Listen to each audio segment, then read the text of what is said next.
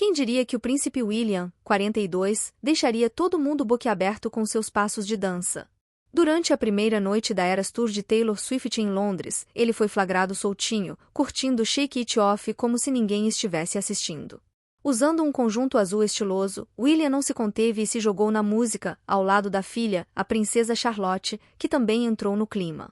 A própria Taylor Swift, 34, não deixou de registrar o momento, posando para uma selfie com William, o príncipe George e a pequena Charlotte, que foi compartilhada no Instagram oficial dos Príncipes de Gales. Swift também postou uma foto com a família real e seu namorado, Travis Kelce, celebrando o aniversário de William. Esse show definitivamente ficou para a história,